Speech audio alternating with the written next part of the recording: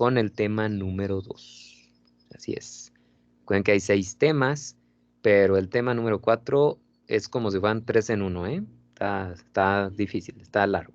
Muy bien, vamos a arrancar. El día de ayer estuvimos viendo entonces, hablamos de historia, hablamos de los 2 sistemas de clasificación de la microbiología y bueno, viendo eso de lo de la importancia de la microbiología, ¿no? El día de hoy pues empezaremos a hablar de taxonomía y nomenclatura microbiana. Eso para irnos acostumbrando a cómo escribir los nombres de los microorganismos y en general los nombres científicos. De hecho, esto tiene un impacto no solo aquí en micro, allá en talleres de investigación, cuando empiezan con sus proyectos o en taller 1, taller 2, luego los traemos regañados por eso, ¿no? Porque no me escriben correctamente los nombres de microorganismos, hay que tener cuidado en esa escritura, ¿no? Y a partir de aquí, se los voy a decir aquí, y a partir de aquí los nombres de microorganismos hay que escribirlos correctamente, para que tengan mucho cuidado cuando tengamos una que otra por ahí exposición. Muy bien, primero que nada, había algunos conceptos que les pedí que revisaran, ¿no? Así de forma muy rápida, no era necesario que lo escribieran, simplemente que tuvieran a la mano, pues qué era ese concepto, ¿no? ¿Quieren que usemos la ruleta o alguien voluntario que quiera, empezar con el término de taxonomía? Ruleta. Ya, híjole. Ruleta para Vi sentir la vi que adrenalina. abriste tu micrófono, Ana, y dije, ay, Ana va a decir, y sale, ruleta. Perdóneme. Te pasas, te pasas. Bueno, a ver, de a esta ruleta que ya teníamos, déjenme ver quién está o quién no está. Entonces, Ana, si estás, Baruch, Alex, Itlali, Erika, muy bien, Fátima, Fernando, ok. Luego Sam, creo que no está, ¿verdad? Samantha no está ahorita, ok. Sam no está, entonces vamos a quitarla poquito. Ajá, ahí está. Ok, Sebas, Andrea. Ok, aquí vamos a añadir a Julisa. Muy bien. Karina, Cas, Humberto, Ángel, Morelia, Pedro, Fer, Su. Ah, acá está. Renata. Ok, Renata ahorita no está. Sí, sí me comentó. Ok. Cindy, Tere, Yat, que no está tampoco. No, no está. Bueno, pues tampoco. Ahí está. Ya, están los que estamos. Ok, término de taxonomía. Vamos a ver a quién le toca en la ruleta famosa. Vamos a ver, vamos a ver. Dale, empiézale.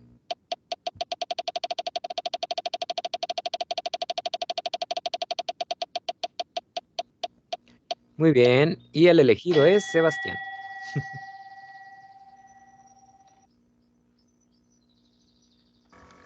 Taxonomía, ¿verdad? Así es, así es. ¿Qué es la taxonomía? Yo encontré que es la ciencia que clasifica los organismos y establece parámetros para diferenciarlos, donde se crean familias, ramas y conjuntos de razas. Muy bien, muy completa. Entonces, es la ciencia que se encarga de la clasificación de los microorganismos. Perfectísimo, muy bien. Correctamente, esa es la definición de lo que es taxonomía, ¿no? Que es lo que vamos nosotros a ver. Y esos, digamos, esas características, esas propiedades que utiliza, también las vamos a mencionar a continuación. Muy bien, vamos a hacerlo así como si fuera una de esas rifas, ¿no? Vamos a sacar 2 nombres y al tercero va a ser el que nos va a responder la siguiente pregunta. Ya para que esté más, más emocionante la cosa. Muy bien, vamos con ¿qué es taxón? ¿Sale? Entonces, ya Sebas ya cumplió. Muchas gracias, Sebas. Ahí te dejé, perdón. Bueno, ahorita te borramos. No te apures. Y entonces vamos a ver, el que salga no le toca, se salva. Muy bien.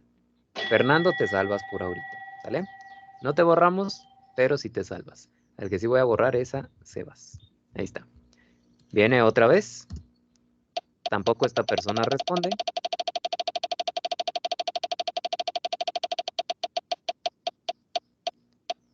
Ok, Tere, te salvas también. Y la tercera persona es la que nos va a responder. Me gusta hacer la de emoción, perdón. Me disculpo con el mundo. Tere, te volvió a tocar 2 veces. La ruleta te quiere. Había dicho que taxón, ¿verdad? Taxón, sí, por favor. Pues yo encontré que en biología es el grupo de organismos que están emparentados en una clasificación que dan que son agrupados asistiendo al grupo un nombre latín o una descripción si es una especie o un tipo y que cada descripción forma de un taxón es asociado al nombre del autor o autores que la realizan. Ujú. Ok, muy bien. Entonces es un grupo, ¿no? Es un grupo donde nosotros, por ciertas características, metemos algunos organismos y que depende mucho, como bien dices, de la persona, ¿no? De la persona que lo ha reconocido o que lo ha elaborado. Muy bien, perfecto. Perdón, Sebas, tu aplauso me faltó y ahora va el aplauso para Tere. Ahí está. Muy bien, gracias, gracias. Perfectísimo. El siguiente término es especie. Entonces, nuevamente, ya Tere, ya pobrecita Tere, 2 veces le tocó, ¿va? Vamos con especie. Igual a la tercera, pues vamos a ver. ¿A quién le hubiera tocado y se salvó? Ay, Fernando, también te sigue esta ruleta, ¿eh? Ya 2 veces, ok. Pero las dos salvándote es lo bueno. Lo bueno para ti y lo malo para alguien más, ¿no? Muy bien. Siguiente persona se salva también. Cas, te salvas. Y la tercera persona, ahora sí. Esta es la buena.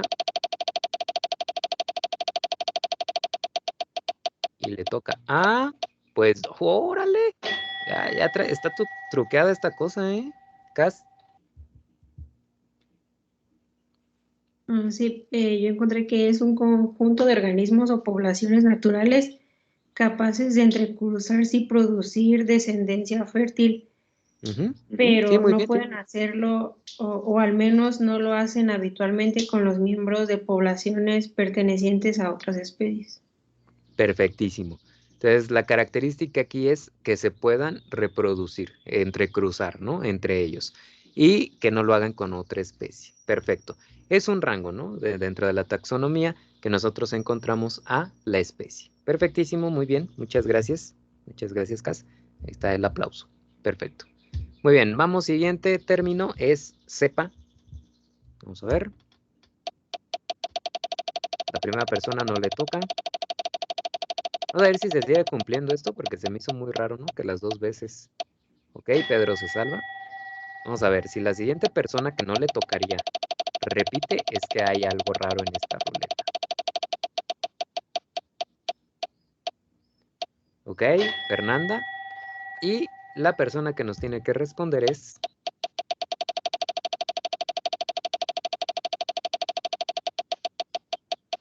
Ok, ahora sí ya no se cumplió. Ay, Julissa, pero bueno, no tienes estos términos, ¿verdad?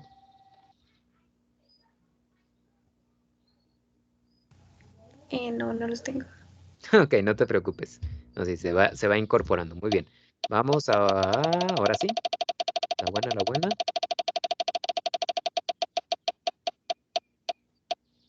Ok, Fernando. Tercera vez que sales, ya te tenía que tocar. Fer, ¿sí puedes abrir tu micrófono? Sí, profe. Muy bien. Cepa tengo que es variante genotípica de una especie usualmente propagada clonalmente debido al interés de la conservación de sus cualidades definitorias. Ujú. Decimos que la clonamos, ¿no? Es diferente el término de clonación que utilizamos aquí a, bueno, ya cuando se usa en un organismo mayor, ¿no? Cuando hablamos de un clon, nos imaginamos, pues obviamente, un ser exactamente igual al otro. Ok, tiene que ver esa definición, pero cuando yo hablo de un microorganismo, simplemente el hecho de clonar es hacerlo crecer en un medio de cultivo, es decir, que se reproduzca. Yo esperaría que una colonia de un determinado microorganismo, pues fueran puros clones, es decir, que tengan casi el mismo contenido genético, ¿no? Ahora sí, la cuestión es que si yo hablo de 2 colonias distintas, ahí sí yo podría pensar que ya hay otras diferencias, ¿no? Entre una y otra a pesar de estar en el mismo medio de cultivo y vivir a las mismas condiciones, ¿no? Entonces, por eso yo hablo de la clonación a través de la cepa, ¿no?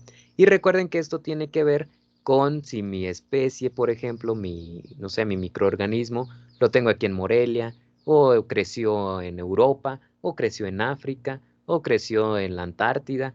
Aunque sea el mismo organismo, va a tener diferencias genéticas, ¿no? Y eso es como yo puedo distinguir justamente a una determinada cepa de la otra. Pero entre la población, entre los individuos que conforman esa cepa, aparentemente tienen exactamente el mismo contenido genético. Aparentemente, ¿no?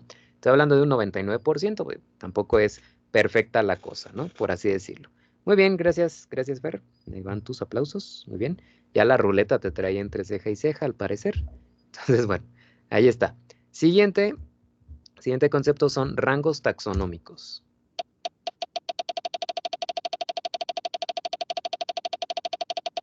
Muy bien, esta persona no le toca. Se salva. Citlali se salva, muy bien. Vamos a ver. Siguiente persona también se salva.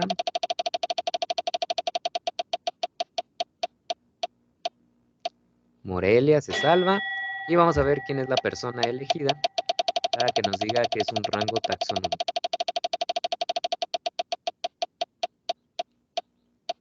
Ay, por poquito te toca Morelia, Pedro.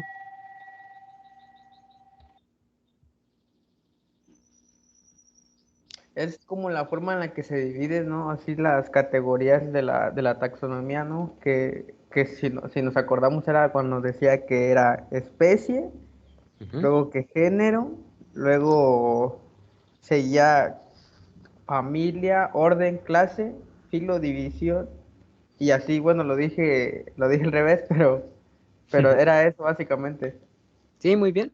Esos son los grupos, ¿no? Los grupos que considera la taxonomía. Son los diferentes taxones, ¿no? Por así decirlo, en base a ciertas características, ¿no? Cada uno de ellos te los divide en ciertas características. Ahorita vamos a ver, de hecho, un ejemplo para poder distinguir, ¿no? ¿Qué toma en cuenta cada rango taxonómico de lo general a lo particular? Digo, aunque Pedro ahí bien nos dice, ¿no? Yo lo dije al revés, desde lo particular hacia lo general. Lo podemos tomar como cualquiera, ¿no? Muy bien, Pedro, muchas gracias. Y finalmente el sistema binomial, ¿qué significará eso del sistema binomial? Aquí sí, a la primera que nos responda, nos va a ayudar.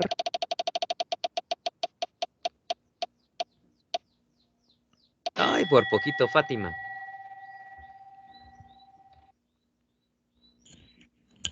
Lo que yo encontré fue que es un convenio estándar utilizado para denominar las diferentes especies de organismos. Muy bien, es el sistema convencional, ¿no? Y ese sistema que nos ayuda a comunicarnos de una manera muy sencilla. De hecho, el ejemplo claro lo tenemos aquí, ¿no? El nombre, por ejemplo, de este organismo, Bacillus subtilis. Si se fijan, ese término, ese nombre científico, me involucra dos rangos taxonómicos como son el género y la especie, ¿sale? Género y especie. Ahora, la forma de escribir es muy importante. Aquí era lo que les comentaba anteriormente. Para empezar, yo siempre voy a escribir el nombre de un microorganismo de tal manera que sobresalga en la escritura que yo estoy haciendo. Por ejemplo, si yo estoy escribiendo, voy a poner aquí el grupo de micro quiere estudiar a Escherichia coli. Ojo con esto. Tengo que escribirlo de tal manera que sobresalga. Entonces, lo más común es que los nombres científicos, género y especie, el sistema binomial, yo lo ponga en letras cursivas, ¿sale? Siempre debe ir en letras cursivas.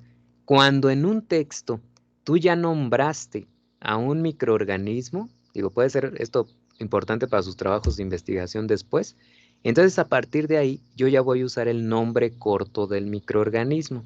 Por ejemplo, esta bacteria, E. coli, puede causar disentería. Entonces, si se fijan, yo estoy usando ya el nombre corto. Esto se vale, ¿sale? A partir de aquí, cuando yo ya la nombré por primera vez, Escherichia coli, yo ya puedo usar E. coli. Así lo puedo hacer. Ahora, ojo, por favor, se pronuncia Escherichia. ¿Sí? Viene del latín la mayoría de los nombres. Entonces, el CH siempre lo pronunciamos como que o como K, ¿sale? Lo demás no hay tanto pierde. Quizá con alguno que podemos llegar a tener problema, no sé si alguna vez se los han mencionado.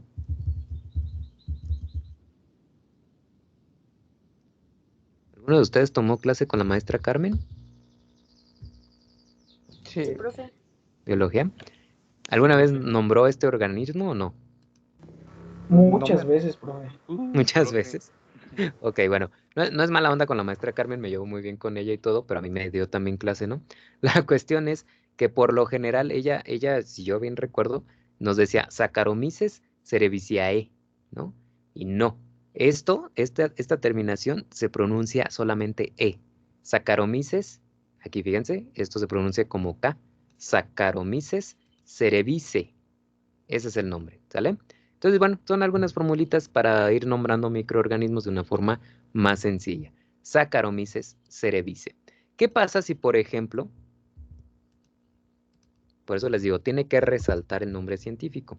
¿Qué sucedería si en lugar de que el escrito estuviera en cursiva, perdón, en normal, estuviera todo en cursiva? Cuando eso suceda, tienes que hacer resaltar el nombre de tu microorganismo. En este caso, ahora más bien, le quitó la cursiva.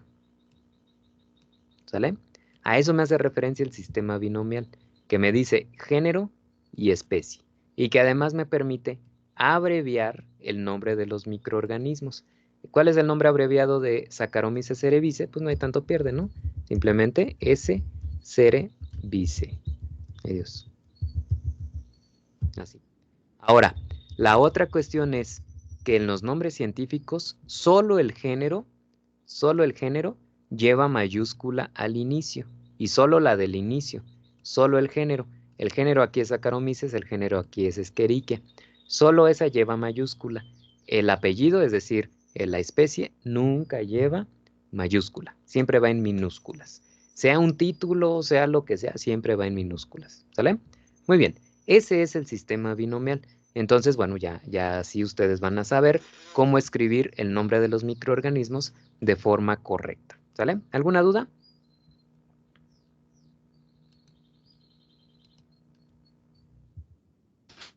Sale, No, muy bien. profe. Perfectísimo, muchas gracias. Ok, y dentro de los rangos taxonómicos, pues nosotros vamos a encontrar varios, como les decía. Cada uno pone de manifiesto alguna característica del determinado microorganismo y bueno, también tenemos que ver de alguna manera cuáles son esas características, ¿no? Que se necesitan o que le ayudan a la taxonomía para poder clasificar a los organismos.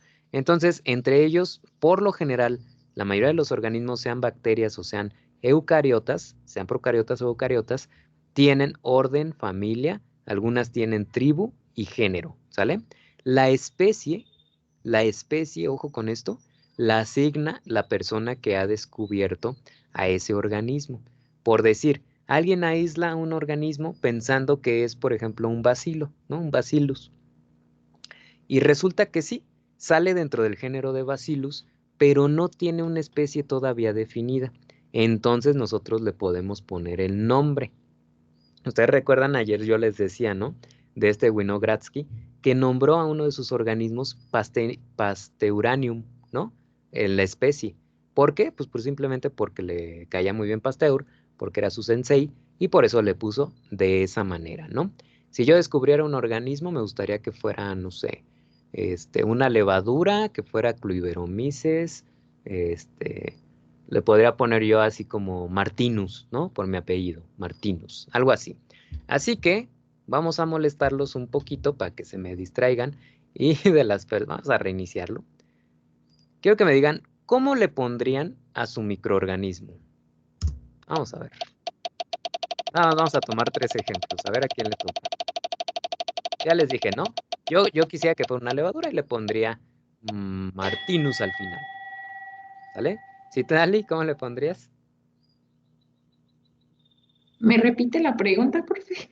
Ajá, o sea, si tú vas a ponerle el nombre de la especie a un microorganismo, ¿qué le pondrías? Para que sepan que es tuyo, que tú lo descubriste. No sé si esto se escuche tonto, pero Madrigalis. Madrigali, está bien, muy bien. Entonces ya, ¿quisieras que fuera una bacteria o una levadura o un hongo? Una bacteria. Una bacteria, bueno, puede ser una de las conocidas, ¿no? Así como una Pseudomonas madrigalis. Suena acá, suena bien, suena bien. Me agrada, muy Sí, bien. suena bien, suena bien. Muy bien, Citlali. Vamos a ver, ¿quién más?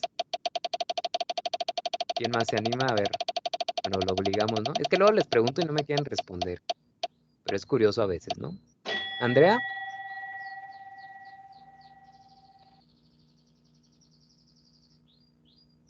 Sí, profe, estoy pensando. Está bien, está bien. ¿Qué cosas los pongo a pensar, pobres de ustedes? Pero igual que fuera, no sé, un hongo. Ujú. Ay, no sé. Pues igual por mi apellido. Que sea. No sé con cuál de los dos.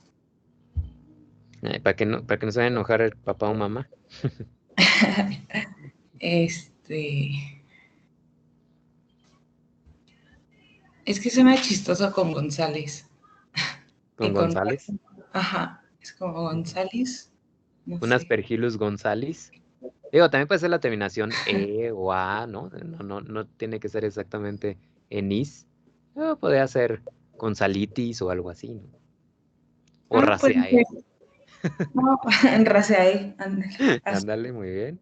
Ok. ¿Alguien que se anime a decirnos cómo le pondría a su microorganismo? ¿No? Yo, A ver, profe. Pedro. A ver, ¿quién me dijo? Sí, te escucho. Mira. Yo, A ver, Cindy. pues yo quisiera que fuera un virus Óndale. Ok. y le pondría Virialis. Virialis. Ah, Viridiana. pues sí. Sí queda, ¿eh? Sí queda. Virialis. Próximamente. Sí, pero próximamente, ojalá que no pandémico, por favor. Pero está bien, es buena idea. Muy bien, muy bien, Cindy. Gracias. ¿Alguien más que se anime? Que está chistoso pensar eso, ¿no? O sea, si de verdad en algún punto me llego yo a descubrir un microorganismo, ¿cómo le pondría? Está difícil. Digo, hay personas que le han puesto como la persona que ellos admiran, ¿no? Ya decíamos el caso ahí de Winogradsky. Puede ser por el lugar que habitas. Es como los elementos químicos, ¿no? Muchos elementos se llaman así por el lugar donde fueron descubiertos. Entonces, digo, también podríamos llamar a alguna levadura, algún hongo o algo así, pues como, no sé, como Moreliae o algo así, ¿no? Perdón, Morelia, no, lo digo por ti, digo por la ciudad, ¿no? Y no va a decir, ay, pérese, prof, pérese, no me vaya a poner. Ándale, Richie, le voy a poner. Ya me lo está regresando, muy bien. Bueno, será una manera de pensarlo, ¿no? Pero sí, la persona que descubre el microorganismo le pone la especie, ¿sale? La especie, es lo único que puede asignar. Lo demás está en base a las otras características, ¿sale? Definitivamente. Muy bien, vamos a continuar entonces, ya dejando de lado un poquito eso, ¿no? Eso gracioso. Y vamos a ver un ejemplo. Aquí está una bacteria que se llama Alochromatium warmingi, ¿sale? Esta bacteria, como ustedes pueden ver, es una bacteria que crece a base de azufre, ¿no? Se alimenta del azufre. Ok, fue aislada de una zona volcánica, definitivamente, y se tomaron varias cosas para poder saber, ¿no? Como qué tipo de organismo es o dónde lo podemos nosotros ubicar, ¿no? Entonces, bueno, nos llega, por ejemplo, esa bacteria al laboratorio y lo primero que nosotros tenemos que hacer es verla al microscopio para saber si es una bacteria o qué tal que es un hongo, qué tal que es un protozoario, qué tal que es una levadura, no sabemos, ¿no? Pero resulta que pues la vemos al microscopio y luego me doy cuenta de que es una bacteria, ¿no? ¿Ok? Es una bacteria que come azufre, al menos yo ya sé eso. Puedo ver el color, ¿no? Entonces veo el color y veo que es de color rojo, ¿ok? Entonces resulta que dentro de las clasificaciones de taxonomía, pues hay unas bacterias rojas del azufre, come azufre, de ahí la aislé, es roja y es un bacilo. Ya veremos las morfologías de las bacterias, pero es un bacilo, está un poquito alargada, ¿no? Con eso yo me puedo empezar a imaginar en qué género la voy a ubicar. Obviamente va a haber varios donde yo la pueda poner, pero entre ellos está Alochromatium, ¿sale? Si se fijan la especie yo no dije nada, yo me fui directamente al género, porque la especie ya es muy específica. ¿Ok? Ya que nosotros vimos eso, pues también lo que podemos hacer es hacerle, no sé, la vía al microscopio. Le puedo hacer una tinción de Gram, ¿no? Ya veremos también tinción de Gram en el siguiente tema. Ok, le hago una tinción de Gram, me tiñe como una Gram negativa. Ya veremos qué es eso, ¿no? Me tiñe como Gram negativa, ¿ok? Eso me empieza a ayudar a delimitar, ¿no? A delimitar dentro de los géneros posibles dónde podría estar ubicado. Y veo que hay una coincidencia con el género de Allochromatium. Por lo tanto, en automático, si es Allochromatium y es Gram negativa, la clase es Cimobacteria. Entra dentro de las cimobacterias. Y eso automáticamente me dice que entra dentro de las gamma proteobacterias. ¿Sale? ¿Ok? Ya de alguna manera sé un poquito más de información. Otra cosa que normalmente hacemos con las levaduras es teñirlas con tinción de Gram y determinar sus capacidades metabólicas. Entonces yo me encuentro con que es capaz de oxidar el ácido sulfídrico, almacena azufre adentro de la célula, la hago crecer en diferentes medios de cultivo y entonces yo puedo obtener la orden y la familia. Son cromatiales y entra dentro de la familia cromatiacea, ¿sí? ¿Ok? Y ya con eso yo voy llenando, ¿no? Así como los rangos taxonómicos que tiene mi microorganismo.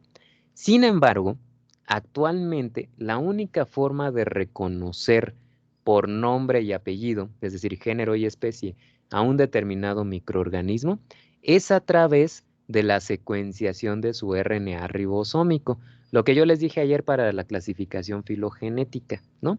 Ese gen del RNA ribosómico 16S en bacterias, 18S en eucariotas, me ayuda a determinar en automático el dominio, el filum, la clase, la orden, la familia, el género y hasta la especie. Con eso yo lo puedo determinar.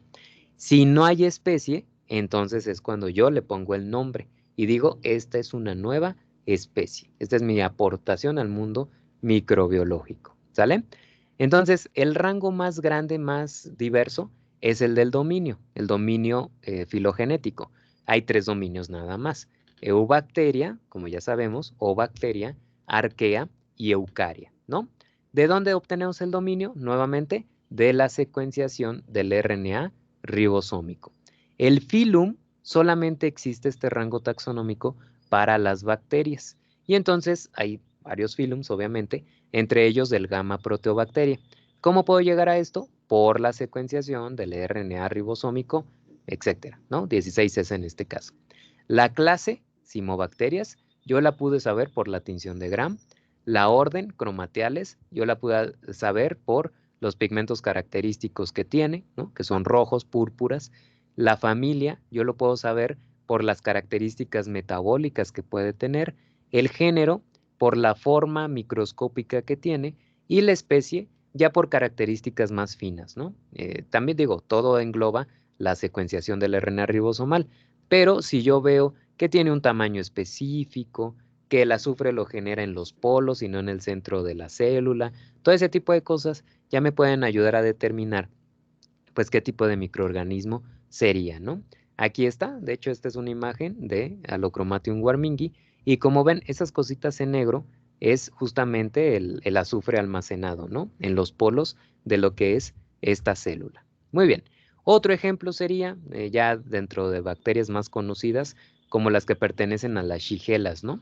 Las shigelas, por ejemplo, vienen del dominio bacteria, su filum es proteobacteria, donde están la mayoría de las bacterias patógenas, que se dividen a su vez en alfa, beta, gamma, delta y epsilon proteobacteria, ¿no? Esa es la clase.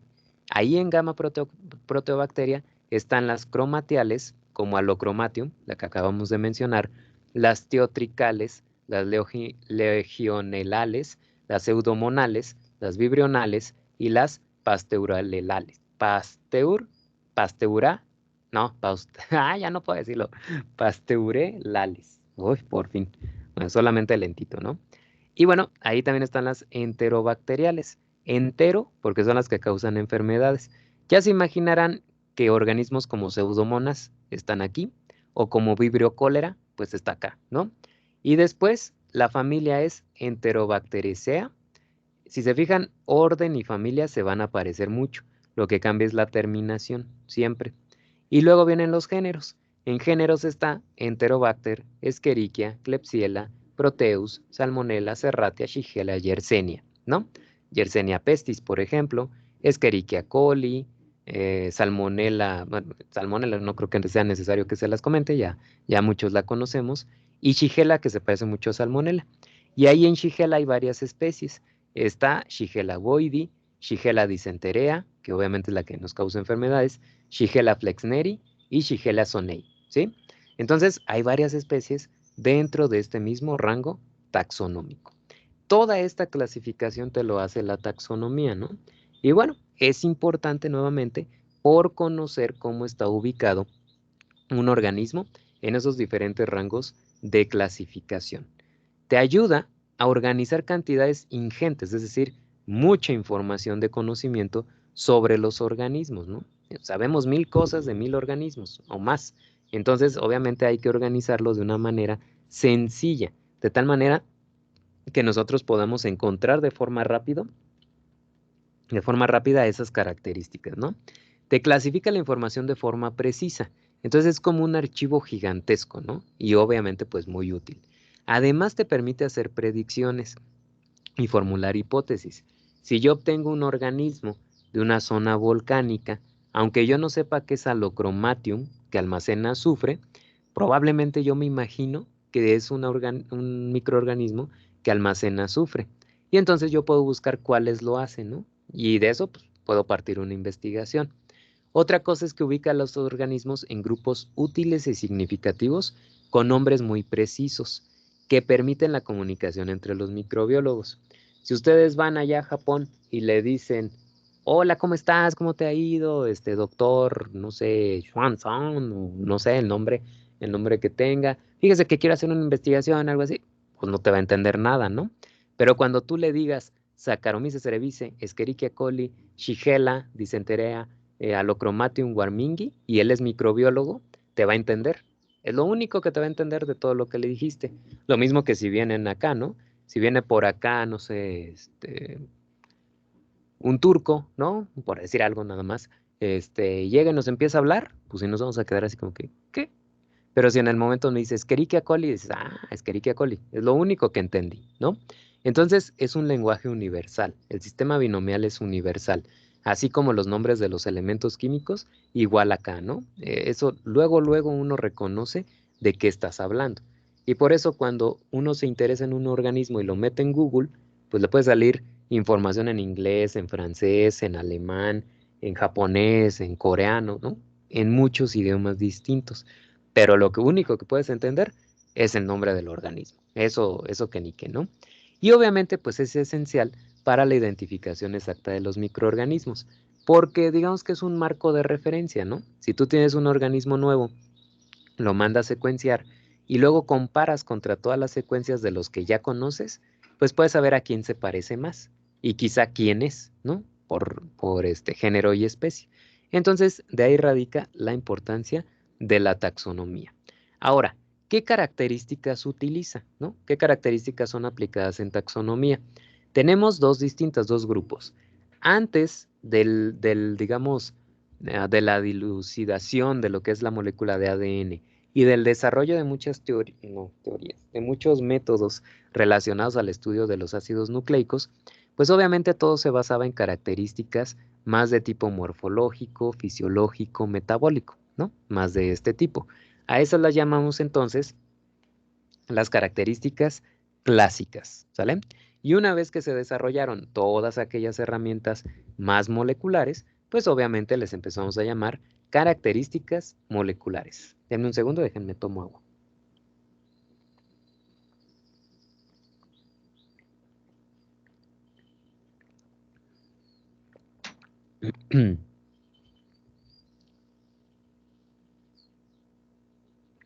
Muy bien. Entonces, dentro de esas características clásicas que todavía seguimos usando, están primero las morfológicas. ¿Qué le podemos ver de morfología a un organismo? Puede ser la forma celular. Si es una bacteria puede ser un coco, un bacilo, un espirilo, ¿no? Ya hablaremos de ellos. Puede ser filamentoso, Si es un hongo, puede ser levadura, puede ser un moho, etcétera, ¿no? El tamaño que tiene, ¿no? Digo, es difícil a veces medirlo porque puede ser muy chiquito, pero hay microscopios especializados que te permiten, ¿no?, determinar el tamaño específico de una célula. Puede ser ya en una forma colonial la morfología que tiene la colonia, ¿no? Es decir, en una caja de Petri lo haces crecer y tú ya ves si es circular, si tiene por ahí ramificaciones, nuevamente si es filamentosa, etcétera, ¿no? Características ultraestructurales, o sea, tú puedes buscar algo fuera de la célula, como pueden ser cilios y flagelos, ¿no? Que te están diciendo más o menos el mecanismo de motilidad o movilidad que puede tener, por ejemplo, ese organismo. Puede ser a través de la tinción, ¿no? La tinción diferencial, que ya hablaremos de eso. Por ejemplo, la tinción de Gram, si es Gram positivo, Gram negativo. Puede ser si forman endosporas. Si las forman, obviamente ya es un criterio. Y en dado caso, si sí las forman, ¿en qué región de la célula la forman? En el centro, en el polo, a la mitad, entre el centro y el polo, etcétera, ¿no? La morfología que tienen las esporas también es importante. Ya no solamente estoy hablando de esporas de resistencia, esas se llaman endosporas. Las esporas sexuales, por ejemplo, o asexuales, sirven como un mecanismo de reproducción. Entonces, esas también las hacen bacterias, algas y hongos, ¿no? Puede haber inclusiones celulares y también pues el color, ¿no? El color que tiene esa determinada colonia. Todo eso entra dentro de características morfológicas. En fisiológicas y metabólicas, nosotros podemos saber fuente de carbono y nitrógeno, la pared celular, cómo está compuesta, fuente de energía, tipo de metabolismo, si fermenta, por ejemplo, cuáles son los productos de fermentación, si lleva a cabo respiración, si es una respiración aerobia o anaerobia, ¿no? También puede ser. El tipo de nutrición, si utiliza preferentemente azúcares, proteínas, ácidos grasos o compuestos inorgánicos, podría ser. La temperatura de crecimiento óptima, el pH óptimo también, si producen o no luminiscencia, el mecanismo de conversión de energía, la movilidad, entra también dentro de las morfológicas, pero aquí también, tolerancia osmótica, muchas cosas, ¿no? Como ustedes pueden ver, a las cuales, disculpen, a las cuales, pues nosotros podemos establecer, ¿no? Como criterios de clasificación. Vienen las características ecológicas, pues que tiene que ver con la importancia del microorganismo en el hábitat que obviamente habita. Y luego vienen las genéticas. Ok, ¿qué hay dentro de las genéticas?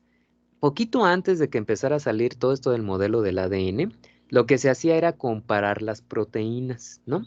Y era lo que les decía ayer, ¿no? O sea, ¿qué proteínas podríamos tener muchos organismos en común?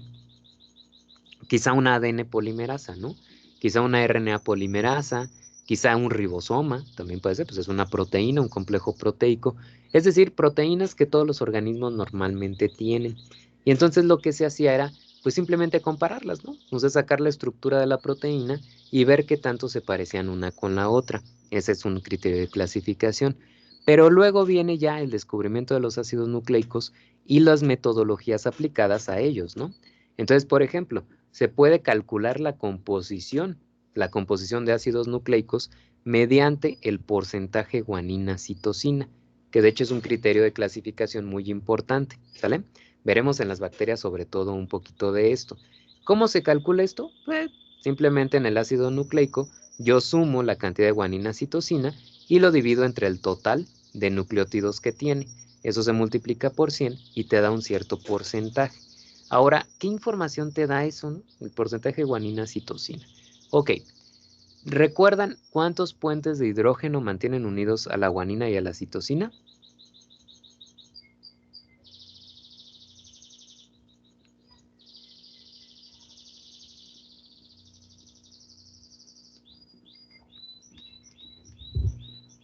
Me voy a ir sobre los que ya llevaron bioquímica del nitrógeno conmigo. ¿Cuántos puentes de hidrógeno hay entre guanina, citosina y cuántos entre adenina, timina? ¿Quién se anima? ¿Quién se anima?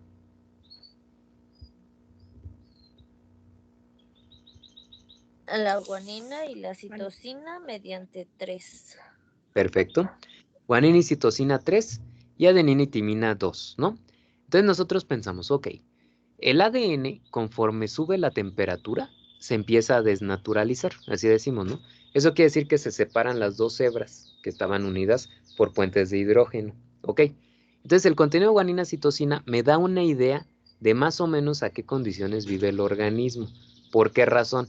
Si él vive una condición que no es tan estresante y la temperatura es baja, entonces el contenido guanina-citosina no tiene por qué ser alto para que pueda sobrevivir a esas condiciones. Si es bajo, pues está bien. Pero una levadura, bueno, perdón, una bacteria, por ejemplo, que vive en temperaturas de 90 a 100 grados centígrados, pues yo esperaría que su contenido de guanina-citosina fuera mayor, para que el ADN a esas temperaturas tarde más en desnaturalizarse. Si tiene 3 puentes de hidrógeno, pues obviamente es más complicado a que si tuviera 2 puentes de hidrógeno. Esos 2 puentes se rompen más fácilmente que los 3 puentes de hidrógeno, ¿no? Por eso la importancia del contenido guanina-citosina o porcentaje guanina-citosina. Muy bien. También se hace la hibridación de ácidos nucleicos. En esa hibridación, lo que normalmente se pone es el ADN que se ha obtenido de un determinado organismo conocido, ¿no? Ahí hay varias copias de esa molécula de ADN, pero utilizamos también ADN de un organismo de referencia, que ya conocemos súper bien, que ya está secuenciado. Posteriormente se eleva la temperatura arriba de la TM, de la temperatura de melting o de fusión del ADN, de tal manera que todas las hebras se van a separar. Y entonces yo voy a tener una mezcla de solamente hebras de ADN, de una sola cadena, entre el organismo que quiero identificar y aquel que me sirve de referencia. Cuando yo disminuyo la temperatura, entonces el ADN se va a autocompletar, es decir, se va a volver a cerrar. Obviamente hebras que son complementarias desde un inicio se van a volver a pegar, ¿no? En un 100%. Pero puede ser que una hebra de un organismo y la hebra del de referencia interactúen al momento de que se van cerrando, tengan zonas de interacción, como esto que nosotros vemos aquí, ¿sale? Entonces, esto me ayuda a saber con qué porcentaje se están hibridando los contenidos genéticos. Si yo digo la hibridación es del 10%, pues no se parecen de nada, ¿no? Si es del 50%, hay más o menos. Pero si yo veo un 90%, 95%, pues seguramente estoy hablando de del mismo género, al menos, ¿no? Y bueno, eso sería conforme a la hibridación. Pero, nuevamente, lo que nos va a ayudar a identificar por completo a un organismo es simplemente secuenciar sus ácidos nucleicos, ¿no? Ese es el punto final, por así decirlo. Muy bien. En esa, nosotros podemos crear lo que se llama huella digital. Entonces, por ejemplo, tenemos una infección, no sabemos de qué es la infección, ahí está, te toman una muestra con el hisopo, bucofaringea, la llevan a un medio de cultivo y lo hacen crecer. Luego, se obtiene su ADN, nuevamente, si es bacteria, 16S, si es eucariota, 18S, el RNA ribosomal, se hace el PCR, se generan muchas copias de ese contenido genético por amplificación, por PCR. Luego se hace lo que es, el reconocimiento de la misma, se secuencia esa información y después se compara con una biblioteca, ¿no? Obviamente aquí le ponen libros, pero estamos hablando de una biblioteca virtual, como por ejemplo la del NCBI, ¿no? Y ahí yo puedo saber qué organismo está causando entonces la enfermedad, ¿no? Es la manera de hacerlo. De hecho, el principio es el mismo ahora para el coronavirus. Es tal cual, ¿no? Lo que más o menos se utiliza para poder detectar el coronavirus, la famosa prueba del PCR, ¿no? Por eso se hace de esa manera. Entonces, ¿qué información yo podría obtener de cada cosa, ¿no? A partir de cada uno de estos criterios de clasificación en la taxonomía. La secuenciación del genoma me ayuda a saber familia, género, especie, subespecie, cepa, etcétera, ¿no? Todo eso me puede dar. La secuenciación del RNA ribosomal solamente puedo llegar a familia y género. El contenido guanina-citosina me ayuda a determinar género, especie y subespecie. La hibridación de ADN también. Y bueno, otro tipo de perfiles como el perfil proteico, la huella genómica, que ya no vemos aquí, nos pueden ayudar también a determinar la cepa. Pero evidentemente lo más importante es la secuenciación, ¿no? Es la manera de poderlo conocer. Muy bien. Eso sería entonces con respecto a taxonomía. ¿Tienen alguna duda? ¿Todo bien? Por ejemplo, en dado caso de las características aplicadas, pues lo ideal es hacerlas de manera molecular, ¿no? Ujú. Sí, de hecho, digo, nosotros podemos, pensaríamos, ¿no? Me llega una muestra, estoy en un laboratorio que ayuda a identificar, y me llega una muestra, ¿no? Entonces tengo que analizarla. Pues tú te puedes poner a hacer todo esto de la tinción, de las pruebas bioquímicas, todo eso lo puedes hacer, obviamente, sin ningún problema. Pero si tu laboratorio tiene para hacer PCR y para secuenciar, pues ni te tienes que tardar en hacer todo eso, ¿no? Aíslas el contenido genético, haces la secuenciación y entonces automáticamente vas a saber qué es, sin necesidad de determinar cada una de esas características, ¿no? Entonces, es la manera rápida de hacerla. Y obviamente es reciente, digo, no tiene mucho tiempo en que lo hacemos así. Antes no se hacía así, antes lo hacíamos en características generales. Es por eso que muchos organismos se han movido, ¿no? De donde antes estaban ubicados en un determinado género, en una determinada clase o familia, se han movido a otras familias, haciendo ya la secuenciación de esos organismos. Muy bien, ¿alguna otra duda, comentario? Bien, muchas gracias. Ok, y con eso pues entonces tendríamos que pasar, ahora sí, a las infografías. Pero antes de llegar a eso, vamos a tomar un receso de 15 minutitos, ¿sale? Vamos a regresar a la 1:06 más o menos. Bien, aprovechen para descansar, para despertar un poquito, porque pues hay mucha teoría, ¿no? Mucha teoría. Muy bien, entonces, receso, regresamos. Bueno, 1:07, pues para que vean. PM, ¿sale? Ahorita nos vemos.